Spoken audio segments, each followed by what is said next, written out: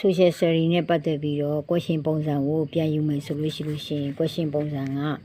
determine central idea နဲ့ draw conclusion မှာကြတော့သူက US history ရဲ့နောက်ပြီးတော့ civil and government ရဲ့ economic ရဲ့ geography ရဲ့ဆိုပြီးတော့ပါတယ်အဲ့ဒီအပိုင်းမှာသူက US history က2ပုံ civil government က2ပုံအဲ့မှာ4ပုံမေးမယ် eco နဲ့ geography မှာမပါဘူးနောက်တစ်ခါ interpret words နဲ့ idea မှာကြတော့သူကအဲ့ဒီမှာကြတော့သူကဘာခေါ်လဲဆိုရင်ဥစားပေါ့ US history က1ပုံ civil and government က4ပုံ eco ကနေပြီးတော့2ပုံနဲ့ geography က1ပုံစုစုပေါင်း10ပုံเนาะ analyzing နဲ့ကြတော့ analyzing at the purpose and point of view ပေါ့ point of view မှာကြတော့ US history က point of view မှာ US history ရဲ့ civil and government ရဲ့အဲ့နှစ်ခုပေါင်းပြီးတော့3ပုံနောက်က every other relation evidence လို့ခေါ်မှာเนาะ evidence ကြတော့အဲ့ဒါ US history က1ပုံ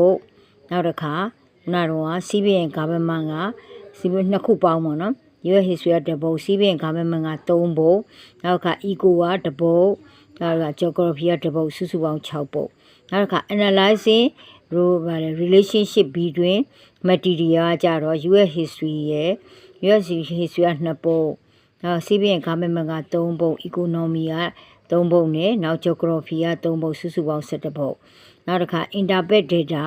statistics အပိုင်းကကြတော့သူကကြတော့ civil and government က2ပုံနဲ့ economy က3ပုံစုစုပေါင်းဆိုလို့ရှိရင်အလုံး34ပုံဖြစ်တယ်เนาะအဲ့တော့အမှတ်100 200ပြီးတာမှာ145မှတ်ရအောင်နဲ့162မှတ်ကတော့ဂုဏ်ထူးဖြစ်တယ်